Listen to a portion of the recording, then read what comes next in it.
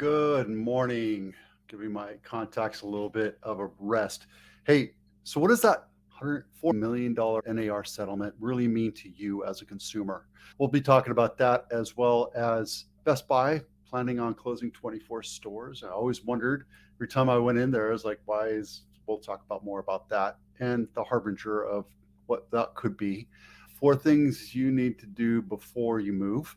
Willa Glen House of the Week and a luxury house of the week, brand new, just popped up. It's gorgeous. And the 12 Bay Area County Snapshot. Let's get moving here. What exactly does this $418 million settlement mean?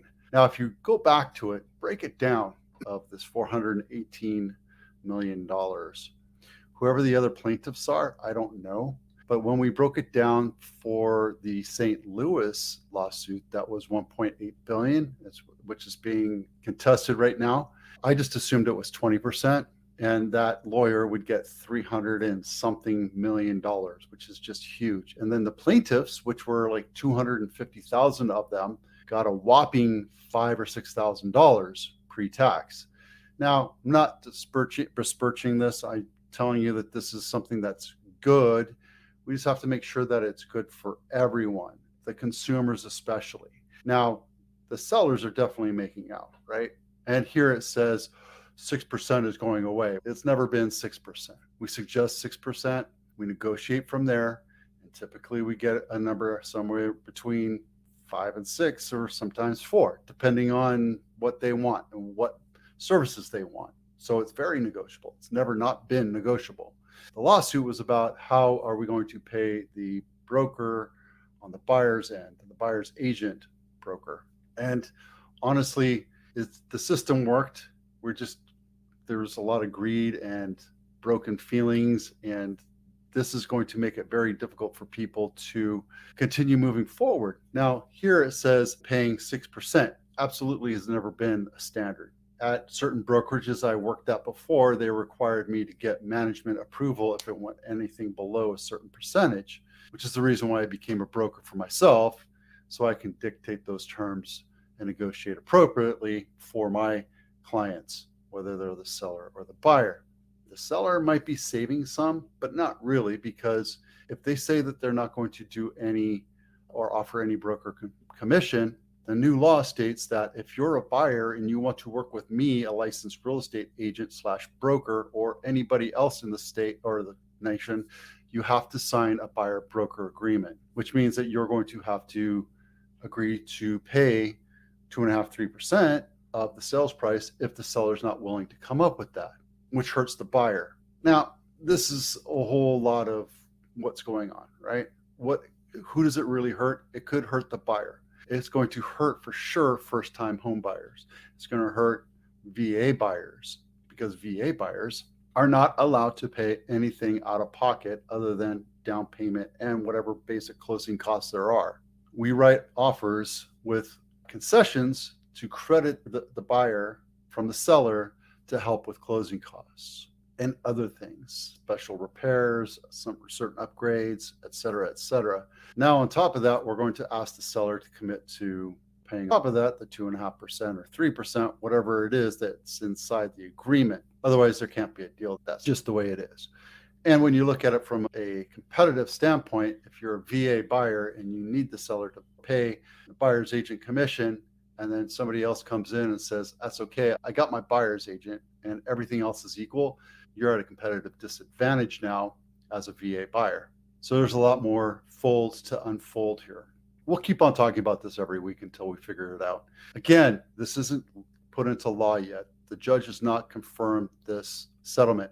The settlement is still out there. We're just doing a lot of supposition and what might happen and this and this. So all the stuff that you're hearing on the internet, on news reports, on TikTok or whatever, there could be a completely different settlement or something completely different come July. Keep that in mind. Best Buy is closing in 24 stores and another 10 to 15 next year. When was the last time you went to Best Buy? It was a pain in the ass. And while you have the big, expansive plethora of choices, once it went to checkout, you were always asked if you wanted to buy a warranty and this. Now I know Amazon does the same thing, but it's really quickly done. And if there's ever anything wrong with it, you have to go through the customer service and it's like being interrogated.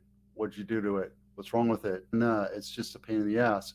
Versus when you're on Amazon, you could just send it back. Now, Amazon's doing a couple more hurdles to make it more difficult, but I think they've already created the damage. So I think what we're seeing is the increase of labor, the increase of rent, the increase of property tax, which increases rent, the increase of insurance, the increase of everything doing business.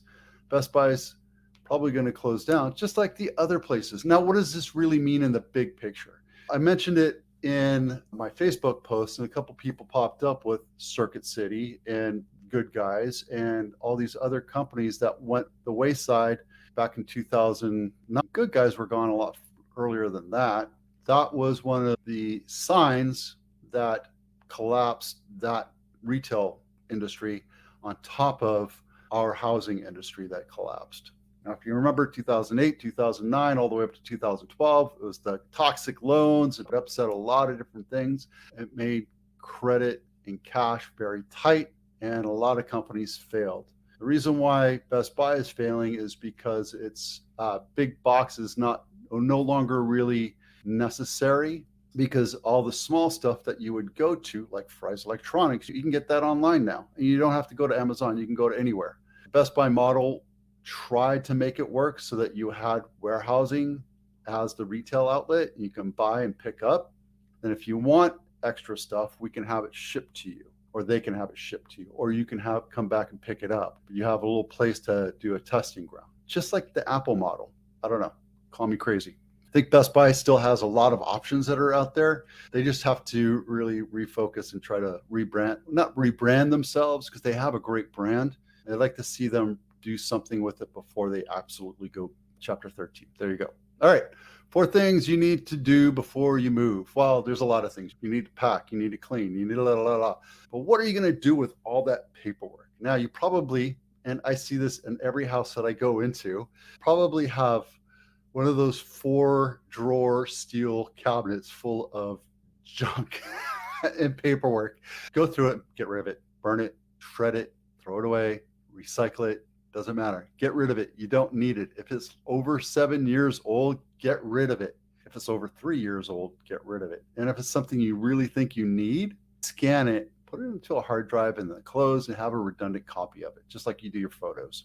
Mementos and heirlooms. I went to a listing appointment last week, and there were tchotchkes everywhere. It was fun to watch and look at, but they had very ornamental decorations everywhere. And the parents passed on, and now we're taking care of the estate, and we're taking care of having to deal with all this stuff.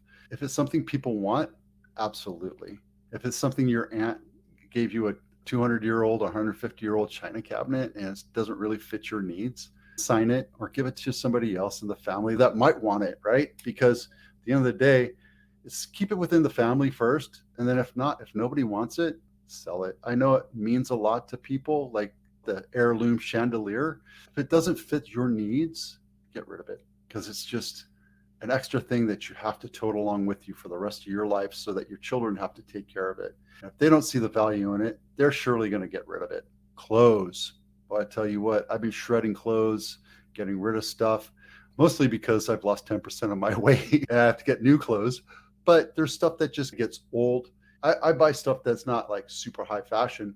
You can tell I wear Star Wars shirts, but there's stuff that I wear when I go to sales meetings and networking and stuff.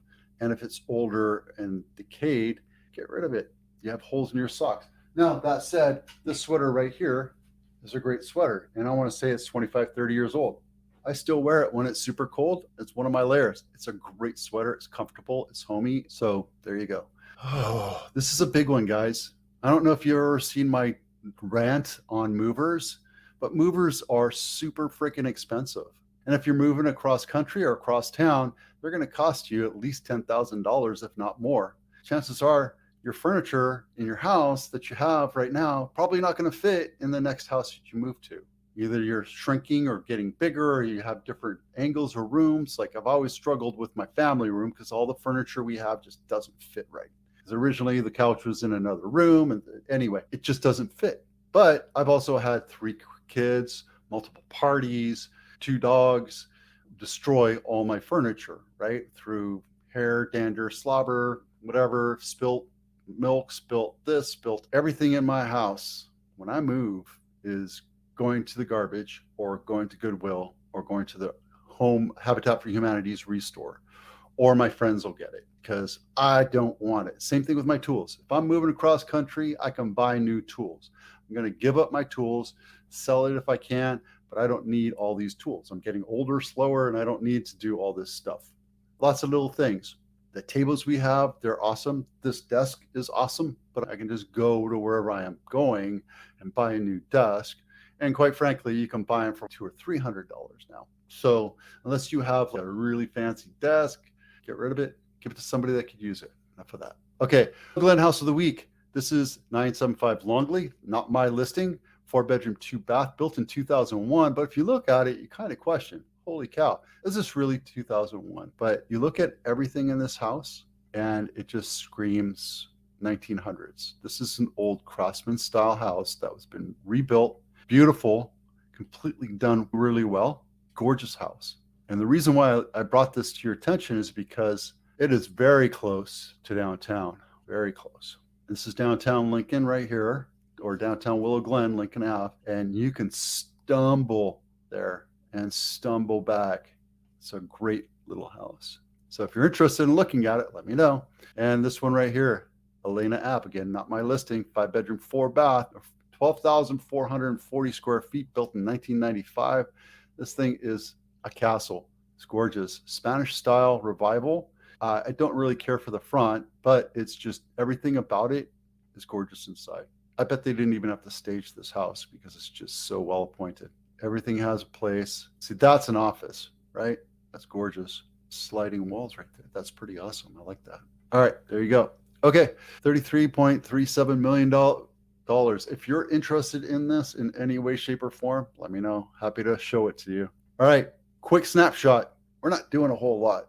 We have 150 new listings or sales being sold. We have, let's see, quick math, 100 new listings on the market just in Santa Clara, 200 more listings. That's it. Average sale price or average sale time is 19 days.